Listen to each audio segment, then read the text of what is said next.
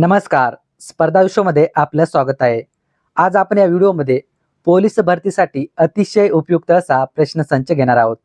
त्यामुळे हा व्हिडिओ तुमच्यासाठी नक्कीच फायदेशीर ठरणार आहे. व्हिडिओ शेवटपर्यंत बघा.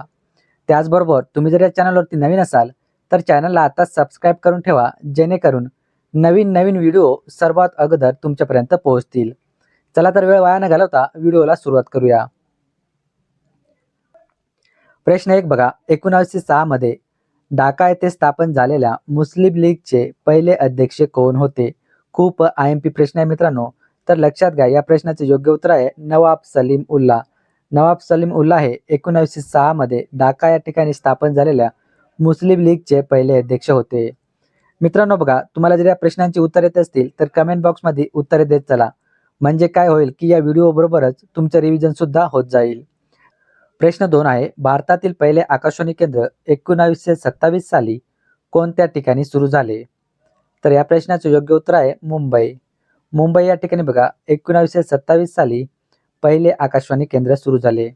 आता या ठिकाणी फक्त इसवी सन दिलेला आहे आणि जर पूर्ण तारीख विचारली तर लक्षात घ्या 23 जुलै 1927. म्हणजेच प्रश्न असा येईल की कोणत्या दिवशी पहिले आकाशवाणी केंद्र सुरू झाले, तर मग त्याचे योग्य उत्तर होईल 23 जुलै 1927. प्रश्न 3 बघा.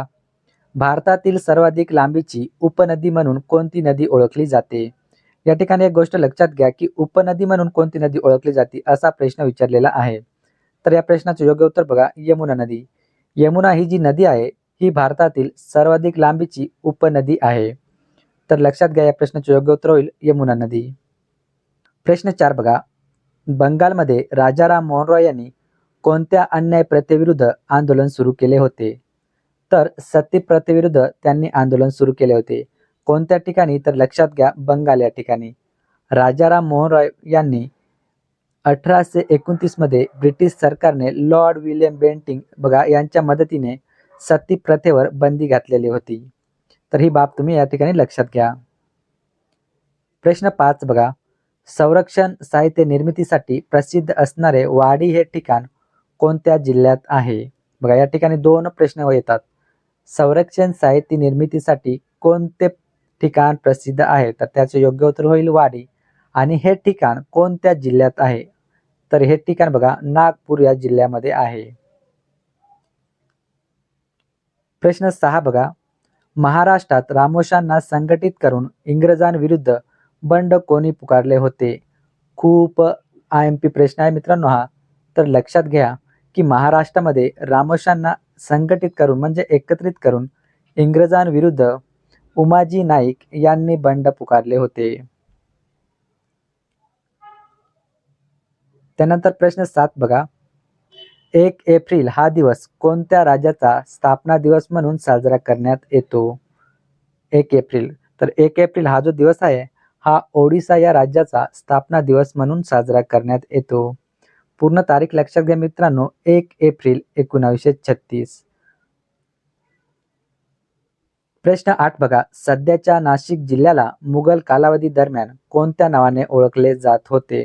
IMP प्रश्न आहे मित्रांनो, कारण की हा जो प्रश्न आहे हा प्रश्न तलाठी भरतीला सुद्धा विचारण्यात आलेला होता. तर लक्षात घ्या मुघल कालावधीमध्ये नाशिक जिल्ह्याला गुलशनाबाद या नावाने ओळखले जात होते. प्रश्न 9 बघा. सर्वात जास्त सोन्याच्या खाणी खालीलपैकी कोणत्या राज्यात आहेत? लक्षात घ्या सोन्याच्या खाणी हे कोणत्या राज्यामध्ये सर्वाधिक आहेत? तर या प्रश्नाचे योग्य उत्तर बघा कर्नाटक या राज्यामध्ये. कर्नाटक या राज्यामध्ये सोन्याच्या खाणी ह्या सर्वाधिक आहेत.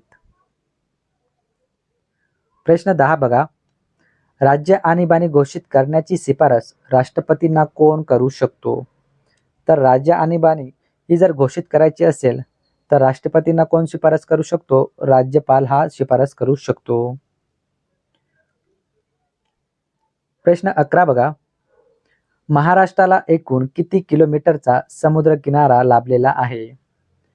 तर या प्रश्नाचे योग्य उत्तर होईल बघा 720 किलोमीटरचा महाराष्ट्राला समुद्र किनारा लाभलेला आहे. प्रश्न 12 बघा. महाराष्ट्रातील पहिला सिमेंट व पोलाद प्रकल्प कोठे सुरू झाला? तर लक्षात घ्या महाराष्ट्रामध्ये पहिला सिमेंट आणि पोलाद प्रकल्प हा चंद्रपूर या ठिकाणी सुरू झाला.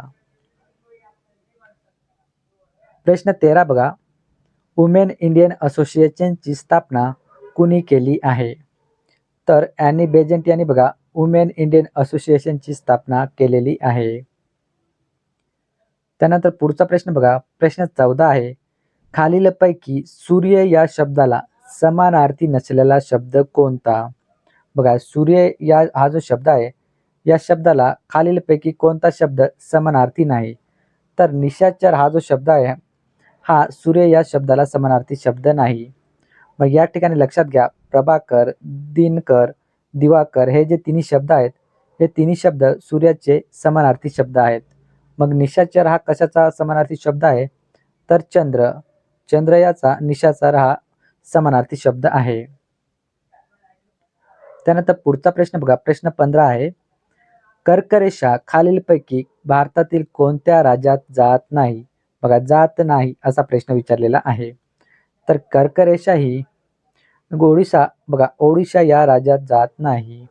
मग लक्षात घ्या, राजस्थान, गुजरात आणि पश्चिम बंगाल या तिन्ही राज्यामधून बघा कर्करेषा जात आहे.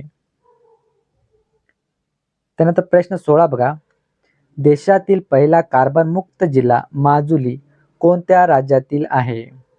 हा सुद्धा प्रश्न बघा थोडासा महत्त्वाचा आहे, कारण की बघा देशातील पहिला कार्बन मुक्त जिल्हा कोणता आहे? तर माजुली. मग हा कोणत्या राज्यात आहे असा प्रश्न विचारलेला आहे. तर या प्रश्नाचे योग्य उत्तर होईल आसाम.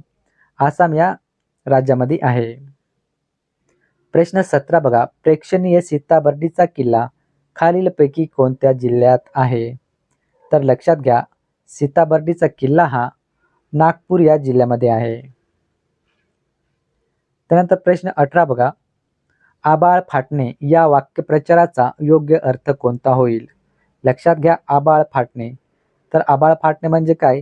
चहूबाजूने संकट कोसळणे. लक्षात घ्या की चहूबाजूने संकट कोसळणे. त्यानंतर प्रश्न 19 बघा, प्रदूषण करणाऱ्याकडून नुकसान भरपाई घेण्यासाठी भारताने कोणत्या वर्षी हरित न्यायालय सुरू केले? बघा हरित न्यायालय कोणत्या वर्षी सुरू केले?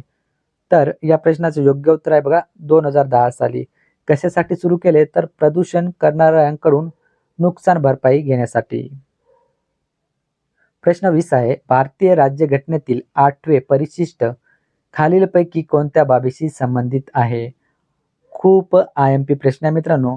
तर लक्षात घ्या, परिशिष्ट 8वे हे जे कशाशी संबंधित आहे? तर राजभाषेशी संबंधित आहे. प्रश्न 21 बघा, भारुड हा काव्य प्रकार कोणामुळे ओळखला जातो? तर भारुड हा जो काव्य प्रकार आहे, हा संत एकनाथांमुळे ओळखला जातो. प्रश्न 22 बघा, मराठी भाषेचे शिवाजी कोणास म्हटले जाते? बघा मराठी भाषेचे शिवाजी कुणास म्हटले जाते? तर विष्णू शास्त्री चिपळूणकर यांना बघा मराठी भाषेचे शिवाजी म्हणून ओळखले जाते. प्रश्न 23 आहे, रायगड जिल्ह्यातील पाचाड या ठिकाणी खालीलपैकी कोणाची समाधी आहे? कुठे? रायगड जिल्ह्यातील पाचाड या ठिकाणी कुणाची समाधी आहे? तर राजमाता जिजाबाई यांची समाधी कुठे आहे? पाचाड या ठिकाणी.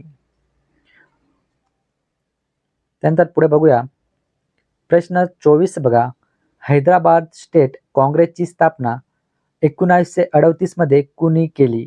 लक्षात घ्या, हैदराबाद स्टेट काँग्रेसची स्थापना कधी झालेली आहे? तर 1938. आणि कुणी केली? तर बघा स्वामी रामानंद तीर्थ यांनी बघा हैदराबाद स्टेट काँग्रेसची स्थापना केलेली आहे. आणि कधी? तर लक्षात घ्या 1938. त्यानंतर पुढचा प्रश्न बघा, प्रश्न 25 आहे, पेशवे व इंग्रज यांच्यामध्ये झालेली शेवटची लढाई कोणत्या वर्षी झाली होती?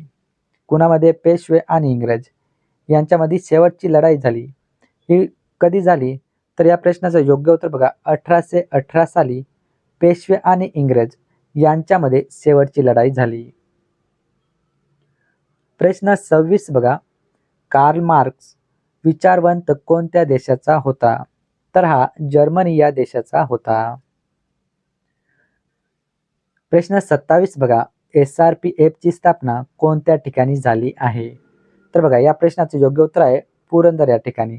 पुरंदर या ठिकाणी SRPFची स्थापना झाली. हा जो प्रश्न आहे मित्रांनो, हा थोडासा IMP होईल, कारण की बघा मागील जी पोलीस भरती झाली आणि SRPF भरती झाली, या दोन्हीमध्ये हा प्रश्न विचारण्यात आलेला होता. तर या ठिकाणी कोणत्या ठिकाणी झाली असा प्रश्न विचारलेला आहे. मात्र कधी झाली तर लक्षात घ्या, 6 मार्च 1948 रोजी SRPFची स्थापना ही पुरंदर या ठिकाणी झाली. त्यानंतर पुढे बघू, प्रश्न 28 आहे, गंगा नदीची पहिली वितरिका कोणती? बघा गंगा नदीची पहिली वितरिका कोणती? तर हुगळी ही जी आहे ही गंगा नदीची पहिली वितरिका आहे. प्रश्न 29 बघा, महाराष्ट्र पर्यटन महामंडळाची स्थापना कधी झाली? तर 1975 साली बघा महाराष्ट्र पर्यटन महामंडळाची स्थापना झालेली आहे. त्यानंतर प्रश्न 30 बघा, अकोला करार करण्यापूर्वी कोणत्या व्यक्तीने स्वतंत्र विदर्भाची मागणी केली होती? बघा अकोला हा जो करार आहे हा करण्यापूर्वी स्वतंत्र विदर्भ याची मागणी कोणी केली होती? तर ब्रिजलाल बियाणे यांनी बघा ही मागणी केलेली होती. या ठिकाणी आपण एकूण 30 प्रश्न बघितलेले आहेत. या 30 प्रश्नांपैकी तुम्हाला किती प्रश्नांची उत्तरे देता आली ते मला कमेंट बॉक्समध्ये नक्कीच कळवा. तुम्हाला जर हा व्हिडिओ आवडला असेल तर व्हिडिओला नक्कीच एक लाईक करा. आपल्या मित्रांपर्यंत शेअर करायला विसरू नका. चला तर इथेच थांबूया. जय हिंद, जय महाराष्ट्र.